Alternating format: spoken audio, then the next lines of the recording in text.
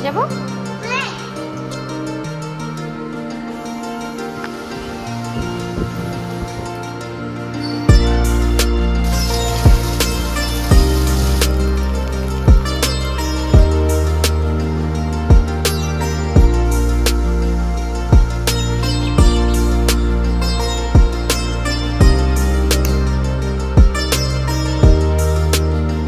আসসালামু আলাইকুম and hello everyone, আশা করি তোমরা সবাই অনেক ভালো আছো। আজকে সকালে উঠে ইনায়াকে আমি খিচুড়ি খাওয়াচ্ছিলাম। এই খিচুড়িগুলো আমি বাড়িতে বানাইনি, এটা আসলে আইসিডিএস সেন্টারের খিচুড়ি। ইনায়া আইসিডিএস সেন্টারের খিচুড়ি খেতে খুবই পছন্দ করে, কিন্তু যেতে চায় না। আর ইনায়া যেতে না চাইলে কি করা যাবে, কারণ আইসিডিএস সেন্টারের ওখানে নাকি বাচ্চা না গেলে ডিম খিচুড়ি কিছুই দিবে না। ডিম তো আমি ওই ইনায়াকে প্রত্যেকদিন সেদ্ধ করে খাওয়াই, কিন্তু খিচুড়িটা ইনায়া বাড়ির খেতে পছন্দ করে না, ওই আইসিডিএস সেন্টারের খিচুড়ি খেতেই খুব পছন্দ করে। এত ওকে বলবো যে যাও নিয়ে এসো, কিন্তু বলবে ওকে নাকি বিরক্তি লাগে, কারণ ওখানে অনেক ভিড় থাকে, অনেক বাচ্চা কাচ্চা থাকে, তো ওই জন্য ওকে বিরক্তি বোধ লাগে, সবাই নাকি ওকে ঠেলাঠেলি করে। ইনায়ের খিচুড়ি খাওয়া কমপ্লিট হয়ে গিয়েছিল আর আমাদেরও ব্রেকফাস্ট কমপ্লিট হয়ে গিয়েছিল, তো তারপরে আমি দুপুরের জন্য রান্না করতে চলে এলাম। আজ আমি বানাবো মাটন। তোমরা কে কে মাটন খেতে পছন্দ করো অবশ্যই আমাকে কমেন্টে বলবে। আমি এর আগে মাটন 2-1 দিন রান্না করেছি আর আজ রান্না করছি, এগুলো সব ঈদের আমাদের মাটন। আমি আজকে মাংসটা রান্না করছি প্রেসার কুকারে, কারণ মাংসটা ছিল একদম অল্প, তো ভাবলাম যে আর কড়াইয়ে রান্না না করে সরাসরি প্রেসার কুকারেই করে নিই। কড়াইয়ে যদি রান্না করি তবুও তো আমাকে প্রেসার কুকারে দিতেই হবে, কারণ এত সহজে মাটন সেদ্ধ হবে না, অনেক সময় লেগে যায়, তো ওই জন্য আমি প্রেসার কুকারেই দিই। তো প্রথমে একটু আমি কড়াই কষে নিই, তারপরে তখন প্রেসার কুকারে দিই। তো আজ অল্প ছিল মাটনটা, তো ভাবলাম যে সরাসরি প্রেসার কুকারেই দিয়ে দিই, আমার টাইমটাও বেঁচে যাবে আর খুব তাড়াতাড়ি রান্নাটা হয়ে যাবে।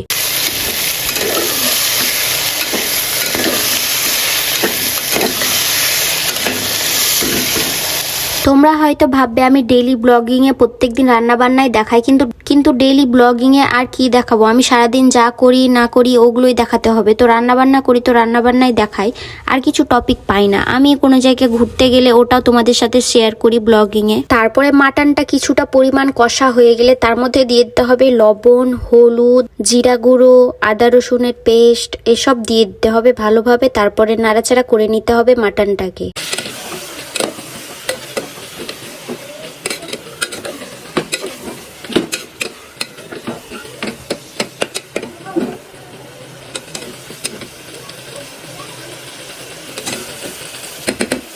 যতক্ষণ ধরে এই মাটনটা কষবে তত ভালো এটার টেস্ট হবে, তো আমি অনেকক্ষণ ধরে মাংসটাকে কষে নিচ্ছিলাম যেন টেস্টটা খুব একটা ভালো আসে। কি বলছো? কেন? কোথায় যাবো? চলো। কি খাচ্ছ? কেক। কেক? কিসের কেক? ছাতুর?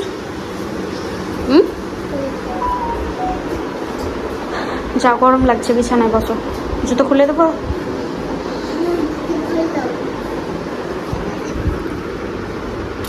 আমি তো এদিকে রান্না করছিলাম আর ইনায়া এদিকে অনেকক্ষণ ধরে একা একাই খেলছিল, তো ওকে দেখে মায়াও লাগছিল যে একা একাই খেলছে। তো এদিকে আমার মাটনটা ভালোভাবে কষা হয়ে গিয়েছে, তার মধ্যে আমি পরিমাণ মতো জল দিলাম, তারপরে সেটাকে প্রেসার কুকারে চাপিয়ে দিলাম সেদ্ধ হওয়ার জন্য।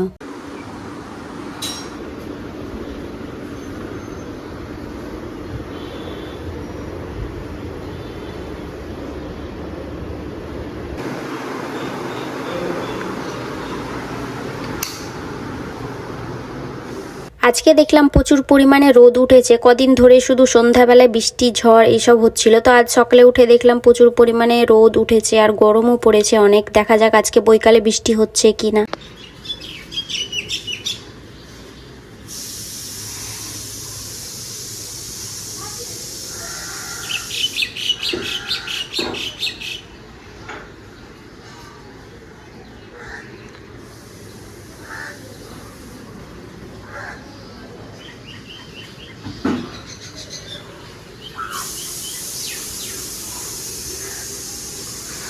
এই দেখো আমার টমেটোর গাছে আবারও দুটো টমেটো ধরে গিয়েছে। এর আগে টমেটো ধরেছিল যেগুলো আমি পেরে নিয়েছিলাম, আর একটা পচেও গিয়েছিল। তো দেখলাম যে আবারও টমেটো ধরেছে। টমেটোগুলো অনেকটাই বড় হয়ে গিয়েছে, কিছুদিন পরে পেকে যাবে। তো তারপরে আমি সেগুলোকে পেরে নিব, কারণ না পারলে নষ্ট হয়ে যাবে টমেটোগুলো। আর এইদিকে আমাদের নতুন নতুন অনেকগুলা পুঁই শাকের গাছ হয়েছে। এখানে একটা বড় পুঁই শাকের গাছ ছিল, তো সেগুলোর বীজগুলো পড়ে পড়েই অনেকদিন পর এখন ছোট ছোট গাছ বেরোচ্ছে।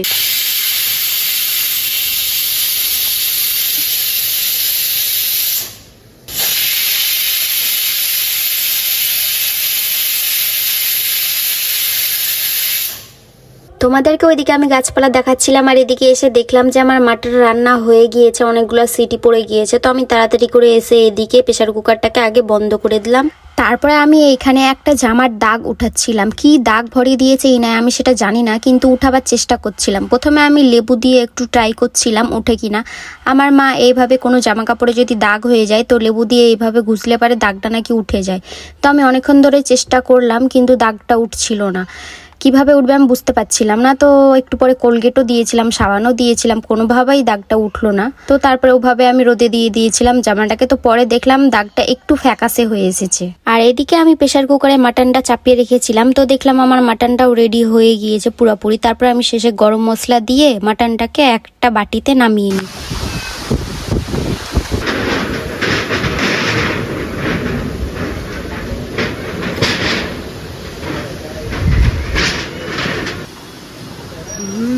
কেমন হয়ে আছে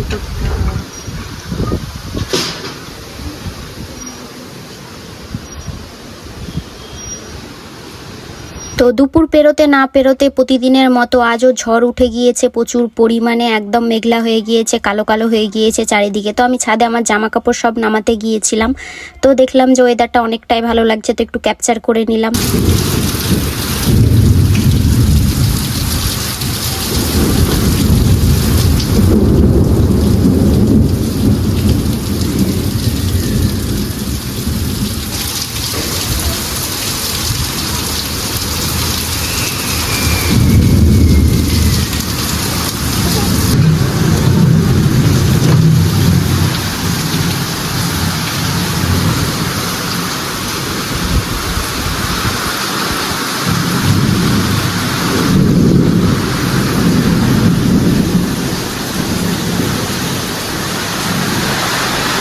বাইরে তো প্রচুর পরিমাণে বৃষ্টি শুরু হয়ে গিয়েছে। এত বৃষ্টি এর আগে আমি দেখিনি, মানে প্রচুর পরিমাণে মুষলধারে বৃষ্টি হচ্ছে, থামতেই চাইছে না। প্রায় 1 ঘন্টা হতে এলেও কিন্তু বৃষ্টি এখন পর্যন্ত থামছে না। তো সবাই বললো যে পাস্তা খাবে, তো আমি বাড়ির জন্য সবার জন্য পাস্তা বানাতে লাগলাম। আর বাইরে তো প্রচুর বৃষ্টি হচ্ছে, বৃষ্টিতে বানাতে লাগলাম পাস্তা, কারণ বৃষ্টির দিনে এইভাবে কিছু খেতে মজা লাগে। তো প্রথমে আমি এখানে 2টো ডিম ফাটিয়ে নিলাম, সেগুলোকে লবণ দিয়ে ভালোভাবে নাড়াচাড়া করে নিলাম। আর ওইদিকে আমি পাস্তা চাপিয়ে দিয়েছি সেদ্ধ করার জন্য।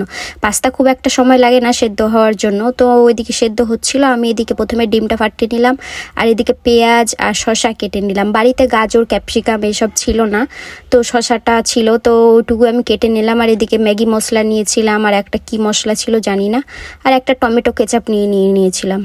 আমার পাস্তাগুলো তো এবার সেদ্ধ হয়ে এসেছে। তো আমি গরম গরম আগে পাস্তাগুলোকে নামিয়ে নিলাম, না তো বেশি সেদ্ধ হয়ে গেলে একদম গায়ে গায়ে লেগে যায়, ঝরঝরে হয় না।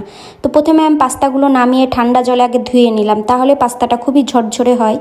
তো আমি পাস্তাটা ধুয়ে সাইডে চুপচাপ রেখে দিলাম ঠান্ডা হওয়ার জন্য। এইদিকে আমি যে 2টা ডিম ফাটিয়ে রেখেছিলাম, সেই 2টা ডিমকে আমি কড়াইয়ে ভালো করে ভেজে নিলাম। বেশি কিন্তু ডিম ভাজা যাবে না, তাহলে সেগুলো খেতে পারা যাবে না। খুব হালকাভাবে ভাজতে হবে, যেন নরম নরম হয়ে থাকে। তো আমি ডিম দুটোকে ভালোভাবে ভেজে নিচ্ছিলাম কড়াইয়ে এদিকে।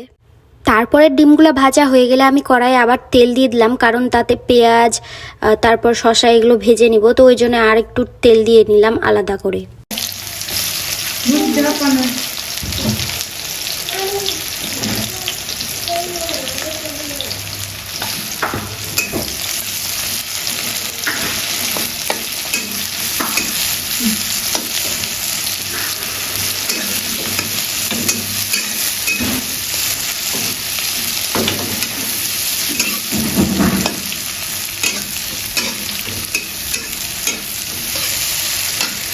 পেঁয়াজগুলো ভালোভাবে ভাজা হয়ে গেলে তাতে আমি সব পাস্তাগুলো দিয়ে দিয়েছিলাম। পাস্তা দেওয়ার পর তাতে সব রকমের মশলা দিয়ে দিয়েছিলাম, সেটা আমার ভিডিও করা হয়নি। তো সবগুলো মশলা যখন দিয়ে দেওয়া হয়েছিল তারপরে আমি একটু টমেটো কেচাপও দিয়ে দিয়েছিলাম, তাহলে স্বাদটা খুব একটা ভালো লাগে। কড়াইয়ে তো একটু সসগুলো দিতে হবে, কিন্তু খাওয়ার সময় যদি উপরে পরিবেশন করার জন্য আরেকটু টমেটো সস দেওয়া যায় তাহলে সেটার স্বাদ একদম দ্বিগুণ হয়ে যায়, খেতেও খুব ভালো লাগে।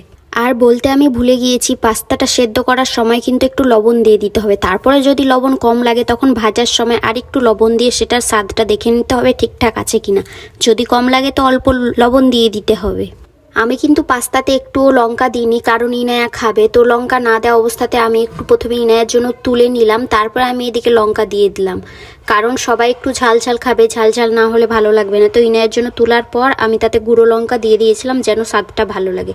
কাঁচা লঙ্কা দিলে তো প্রথমেই দিতে হতো, তো ঝাল হয়ে যেত পুরো পাস্তাটা, ওই জন্য প্রথমে কাঁচা লঙ্কা আমি দিইনি, শেষে একটু গুঁড়ো লঙ্কা দিয়ে দিয়েছিলাম। তো আমার পাস্তা বানা হয়ে গিয়েছিল, তারপর আমি সবার পাস্তার উপরে একটু করে টমেটো সস সাজিয়ে দিচ্ছিলাম যেন খেতে ভালো লাগে। তারপরে আমরা একটা থালাতে ঘরে নিয়ে চলে এসেছিলাম খাওয়ার জন্য, আর ইনায়া ওর বান্ধবীর সাথে বাইরে বসে বসে খাচ্ছে, আর আমরা এদিকে রুমে বসে বসে খাচ্ছিলাম। তো খুব টেস্টি হয়েছে, বৃষ্টির দিনে তো খেতে অনেকটাই ভালো লাগছিল এই পাস্তাটা। তারপরে রান্নাঘরে এসে দেখলাম রান্নাঘরটা প্রচুর পরিমাণে নোংরা হয়ে আছে, আর অনেকগুলো থালা বাসন সব জমা হয়েছিল, কারণ অনেকক্ষণ ধরে বৃষ্টি হচ্ছে, তো বৃষ্টির সময় কারেন্টও ছিল না, তো ভালোভাবে কিছু থালা বাসন পরিষ্কার করা হয়নি। তারপরে কিছুক্ষণ আগে পাস্তা করেছিলাম, তো সেটা থালা বাসন আছে, সবাই খেয়ে রেখেছে, ওগুলো আমার পরিষ্কার করতে অনেক সময় লেগে গিয়েছিল। তোমাদেরকে আমি ফাস্ট করে দেখাচ্ছি, কারণ আস্তে আস্তে দেখলে পরে অনেক সময় লেগে যাবে। তো ফাস্ট করে খুব তাড়াতাড়ি আমার কাজটা সম্পন্ন হয়ে গিয়েছিল, তোমাদেরকে দেখাচ্ছিলাম।